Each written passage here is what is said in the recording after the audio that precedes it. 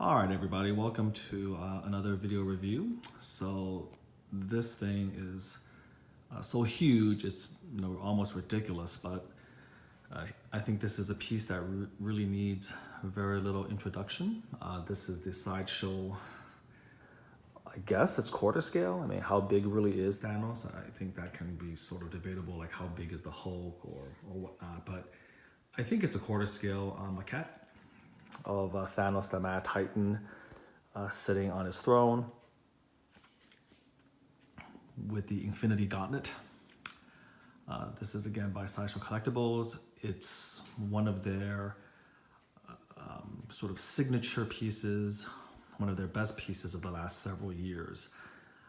And there's been so many videos of this guy made because he's such an impressive piece and so many people have gotten him. Then I'm kind of late to the party because I've had him, of course, from day one, but I didn't start making videos until about 5-6 months ago. And he's so heavy to move, I just never kind of got around to doing it. And so truth to tell, the reason I'm actually making the review in the first place is because of the turntable more than Thanos. This turntable is huge, and the company that makes it is no longer around, so I don't know where else to find something quite like this.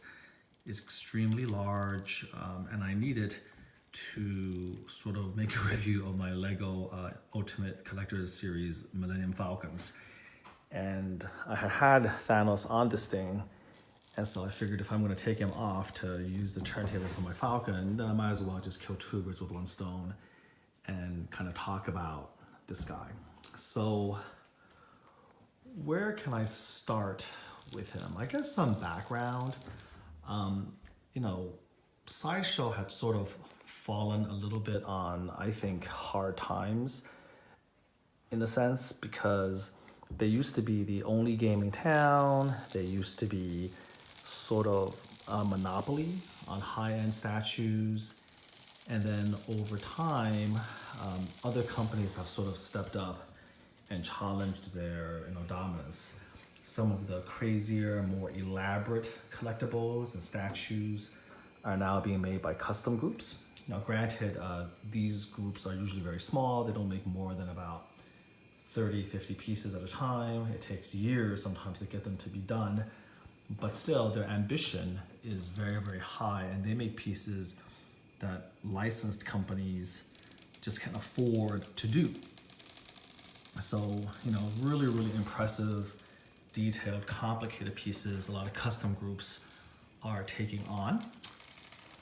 And then you have, of course, the rise of Prime 1 Studios and then XM Studios, the former based in Japan, I believe, the latter in Singapore, and they began to also create very, very nice, detailed, and ambitious statues, very, very good production paint apps, outstanding packaging, and just addressing characters and taking chances on poses that Sideshow has not traditionally done. In addition, their limitation is usually a lot smaller. The quality of the production, as I mentioned just now, a lot better. And so definitely, I think, Sideshow has had a lot more competition recently than maybe they're used to. And so this piece is special because it sort of harkens back to the Sideshow pieces of old, a bit more limitation, quality a bit better, also a bit more ambitious, almost like the old grails of the younger days of Sideshow. So when he was initially announced, it was a little bit of a surprise because normally what Sideshow does is they give you like a preview, and then that next week it's gonna be up for pre-order, but the final limitation is never announced until everybody has sort of bought what they want. Sideshow gives you plenty of time to order, and then once they get an idea for how many people are interested, they'll lock down the number maybe months down the road. So really, if you want a piece from Sideshow, you should have no problems getting it. This guy was very unique in the sense that when he was released, they actually gave him a number. I apologize, I don't know the exact number, and I'm certainly not going to lift this 30-pound statue. Just look at the bottom of the base. I think it was in the maybe 750 range, maybe lower. But whatever it is, because of just how popular the character has become due to Avengers Infinity War, and also because of just how great he looks, the quality, all of it is sold out in, I think, 10 to 15 minutes. Truth to tell, when I saw the little alert and I checked it out, I wasn't 100% sure I was going to buy it. It was huge, a bit pricey. I think it's in the neighborhood of $1,000. And I wasn't sure, but I said, it's limited. They actually gave us a number instead of to be determined. So I went for it. And of course, 2 or 3 minutes later, it was sold out. So getting it in hand, it really lives up to everything that you can hope for. This is the comic book version, of course. So let's get a little bit closer and see what all the fuss is about. So let's just start with, I think, Thanos himself. This is sort of comic book version, but melded a little bit with the movie version. And it's just very, very beautifully done. He has a very nice pose, very heavy, powerful, sitting his throne. You can see sort of the musculature. He is a Titan after all. So you can just kind of feel the mass of this guy. The armor, very, very nicely done. Burnished gold. If I go really close, you can actually see a little bit of the detail of of his fabric. This is not, by the way, mixed media. It's all sculpted. And you can also tell, because of the texturing here, that this is a digital sculpt, because typically only digital sculpture can give you that type of precise, almost microscopic texturing. So very nice. Here you see the kind of the alien symbols on the shoulder armor. Again, his head, his teeth. Now it's almost like chain links of armor. And then this is one of the heads. I believe this is the exclusive head. So this is the one that caused them to sell out so quickly. You can see kind of the universe or the multiverse, the stars is reflected in his eyes, the endless depths of the galaxy, the infinite in his gaze. Great smile. So this is a very, very good, comic Thanos. Thanos is typically depicted doing one of two things. He's either sitting his throne, or he's snapping his fingers, of course, obliterating half of all life in the multiverse. And I think the statue was released before Infinity War, so that's another reason for his popularity, is he really kind of took off after that movie. So his right hand is resting on the throne, and it's pretty neat. The hand here actually is part of the throne. It's sculpted in, and then you actually have to wriggle the wrist into the hand while seating him using a peg and hole system. And the reason that this is done is because you kind of see the force and the power of the Mad Titan. He's actually gripping the throne so hard, he's essentially pulverizing it. You can see the detail of literally the stone, or whatever this thing's made out of, crumbling under his grip. Beautiful detail of the skulls. There's almost vampiric canines right here. So very, very nice detailing of the skulls at the head of the armrests. Here's a bit more up close work of the throne itself, which we will delve into a little bit later on. You can get a sense of the sort of the mechanical aspects of it. It's like a mixture of metal and stonework. If you're hearing the groan, it's because this thing's well over 30 pounds. So you can actually hear the thing creak as they're moving him around. And then of course, on the other end, you have the Infinity Gauntlet itself. It's held on by an incredibly strong magnet. I mean, you actually have to fight the magnet so it doesn't ram it onto the stump and maybe even damage the piece. So it's powered by batteries. And you can see the Infinity Stones are lining up very nicely. This is not from the movie, and so I don't know whether Sideshow took the movie lore into account or just went straight to their own version or the comic version. I think the colors are the same, but I'm not sure if the stones are quite the same. As you can see, time is on the actual back of the hand. I think in the movie it's the mind gem instead, and then you have the mind gem here. You have the power gem here. I think this is space. It doesn't look like it, but this is orange. That's soul, and then this is the reality stone here. So it's all lit up, and it lights up very, very nicely actually. So it glows very beautifully.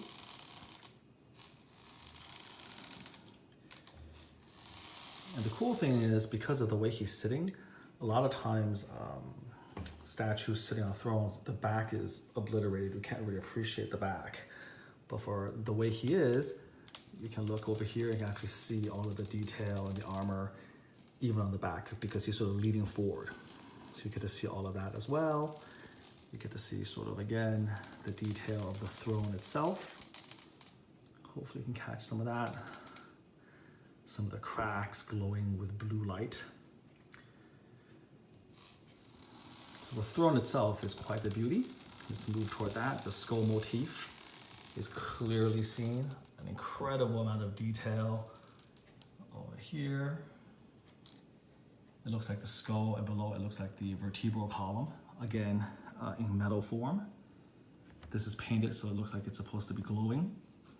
And I think Sideshow was wise in sort of limiting the amount of light up on this piece.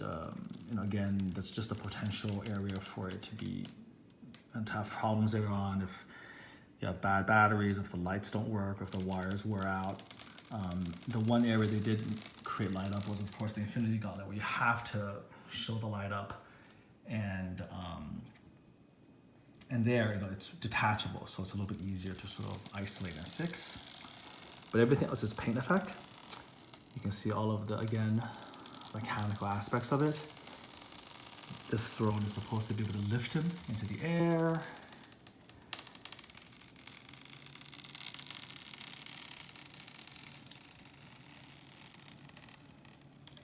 So everything about this statue just kind of comes together.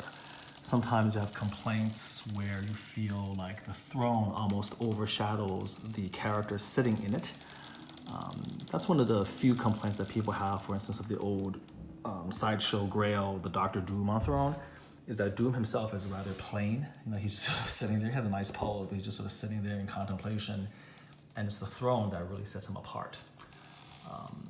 And here, that's not really the case. I think that it's an amazing sort of achievement that Thanos dominates the throne. He's huge. He has this fantastic looking pose, great looking armor, great expression, Infinity Gauntlet lit up, finger beckoning you toward him. Very, very powerful. A nice, unique pose as well. But the throne itself, especially when you look at the detail of the skulls, is also gorgeous. Here you can see what it looks like without the hand crushing it. And then here, of course, you can see what happens when he just destroys it. It kind of shows you his strength and his power. There you go. So I think it's a perfect marriage, of the presence of Thanos versus the detail and the presence of the throne, the overall mass of him, the interpretation that the Sideshow art design team have of the comic version with his armor. They didn't kind of give you the really silly looking one from the original comics, which is more like a cartoon. They sort of upgraded him and gave him that little tiny dash of realism to bring him to life, which I really appreciate. So I think this is just kind of like catching lightning in a bottle. They really put together the perfect representation of Thanos. If you have this guy in your collection, I just don't see the need really for another one, which is sort of bad news for all of the other companies creating Thanos. I think the XM version with him sort of standing and looking at the cosmic cube or whatever, I think that one plummeted in value after the Sideshow one came out.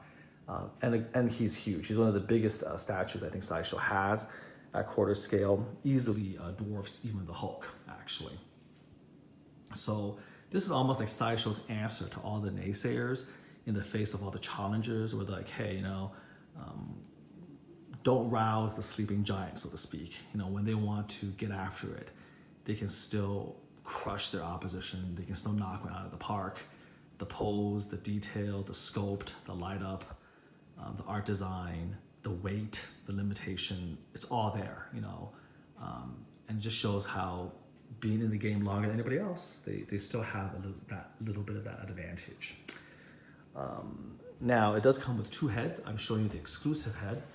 This, of course, right here in my hand is the regular edition head.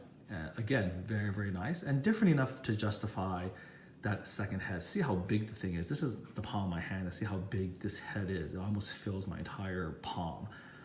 Here, the mouth is closed. Here, it doesn't have the starry eyes.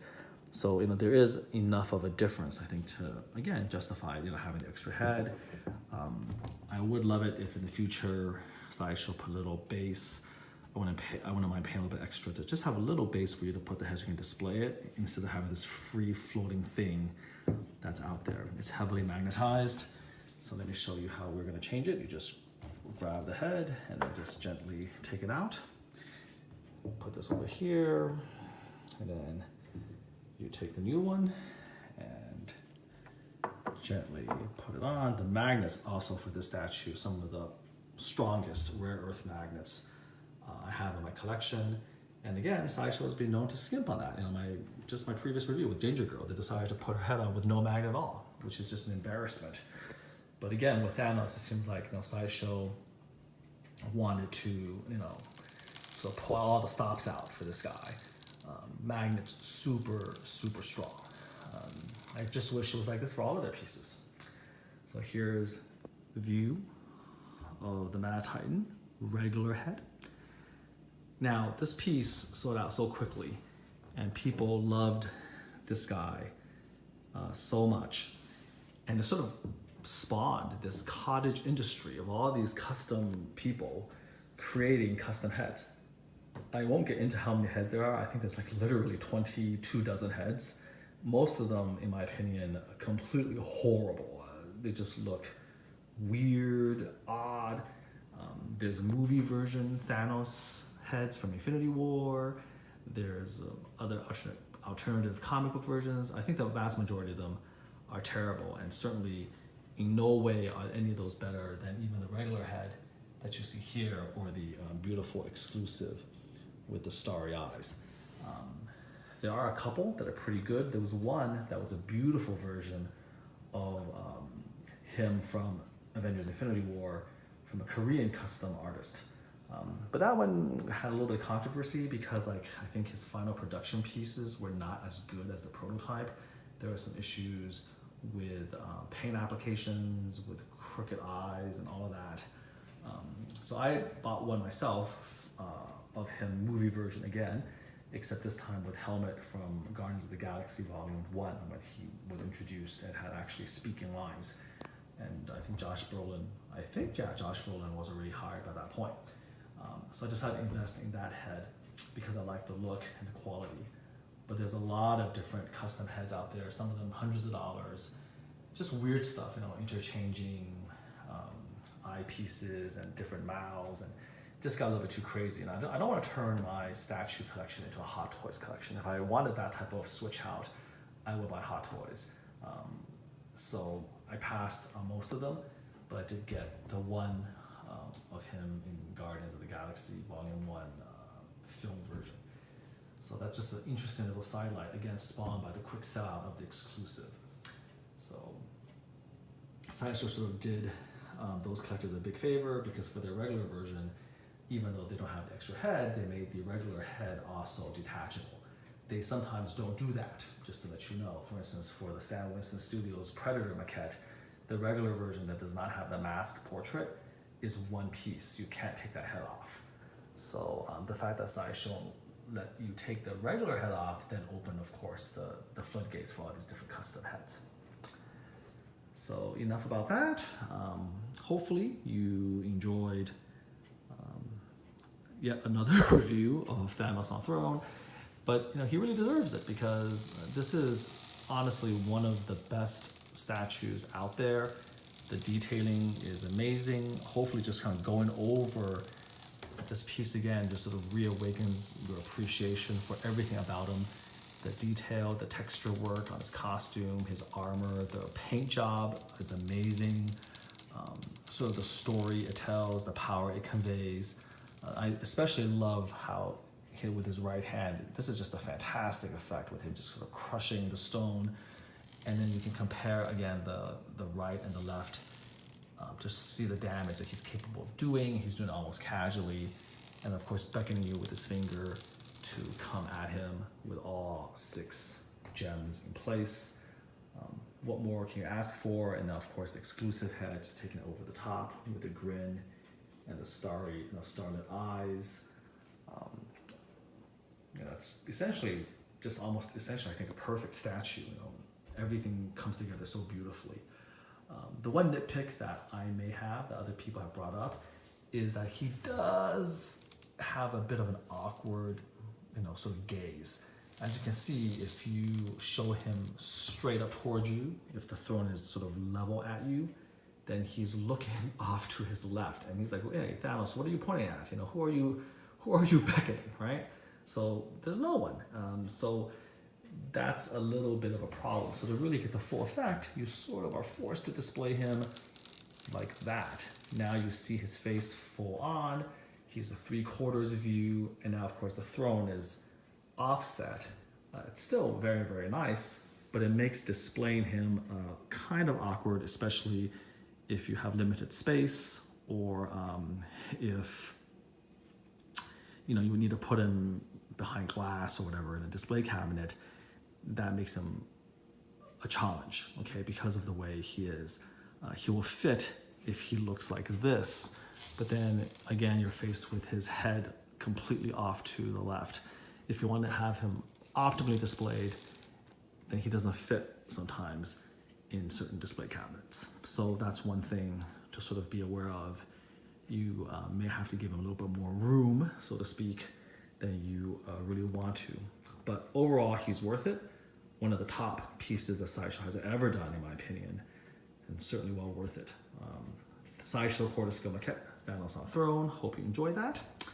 And my next couple of videos will be kind of delving into the world of Lego and the biggest Lego piece, the biggest Lego set that's ever been produced, which is the Millennium Falcon.